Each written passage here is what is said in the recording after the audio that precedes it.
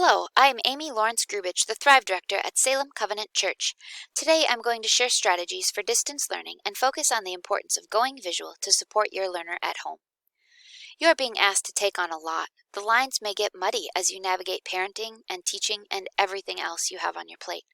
I hope this strategy may help keep those boundaries consistent and firm for maximum efficiency and productivity. First, let's establish what going visual means to me and why it matters to you and your children.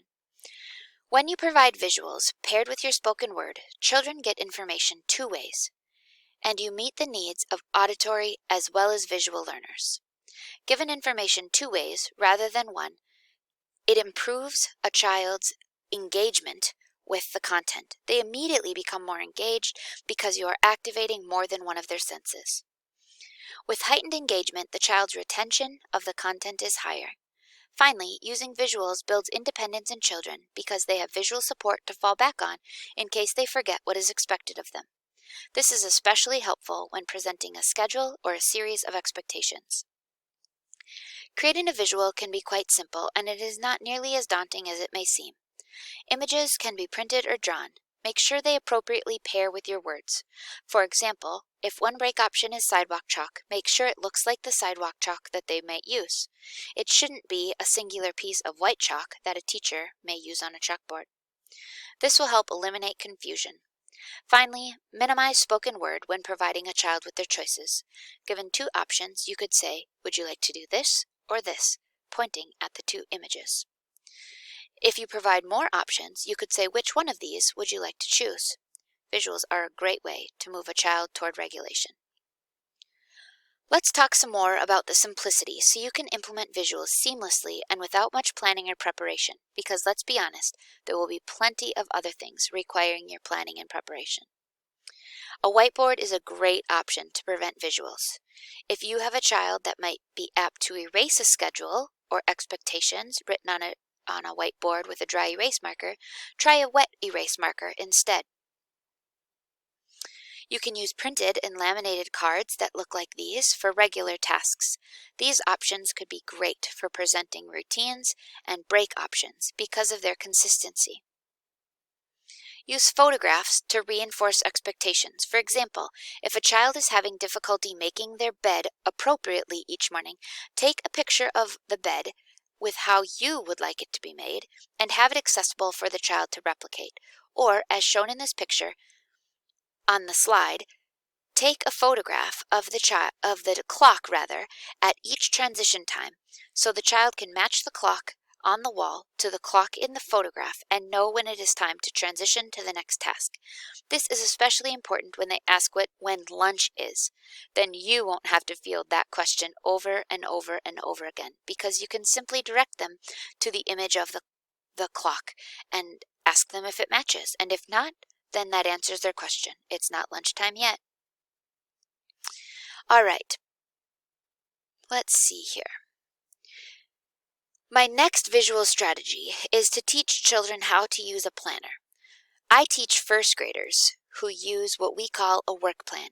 It is a single page with their work indicated on it for the week. They write down what their assignment is for each subject and check it off when they are done. I share this because it is never too early to teach this skill in some capacity. It can fall on a continuum from using all pictures to using all writing. Either way, using a planner or a work plan is a great visual strategy to build organization and independence. I love this strategy. I want to encourage you to implement exit directions to articulate expectations between work during the day. Need, do, put, and when finished should be written alongside the whiteboard or whatever you're choosing to use, which is shown in this picture. For the need category, you will list or draw the materials needed for the specific assignment you are asking the child to do. You should remember to include any websites or passwords or login information that they will need access for the given assignment. Then, in the do category, you will list exactly what you want the child to do. Keep it to one task at a time to avoid confusion and frustration. Under put, you will indicate what you would like the child to do with the assignment when they are done. Should it go in a folder a basket, on the counter, into a backpack. This is an important aspect because it emphasizes a sense of completion for the child. Finally, in the when finished category, you will need to document what they can do when they are finished. Again, this can work for children young and old. My last suggestion here is to rely on a visual schedule to help navigate routines. This is more aimed at younger children or those who struggle with transition or motivation. This visual helps a child understand what comes next and minimizes the unexpected, which can be anxiety-producing for some children. A visual schedule also helps build a sense of time management and allows children to gauge how much they have left, which can help eliminate shutdowns or work refusal. All right, we've discussed several ideas as to when visuals can be used, but let's talk more specifically about this. Visuals can be used when giving instructions and establishing expectations. Making a list of the steps required for the given task is one way visuals can be used. Visuals can be used to explain content.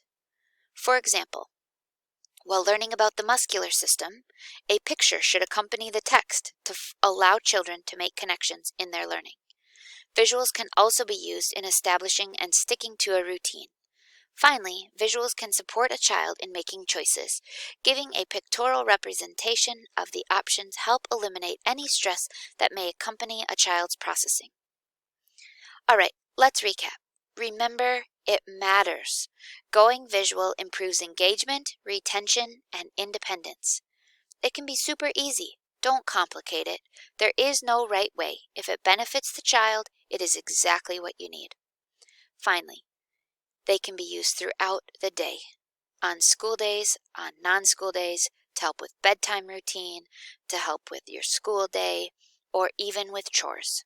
Use them as you see fit, and you will notice that things go much more smoothly as everyone's stress is lower.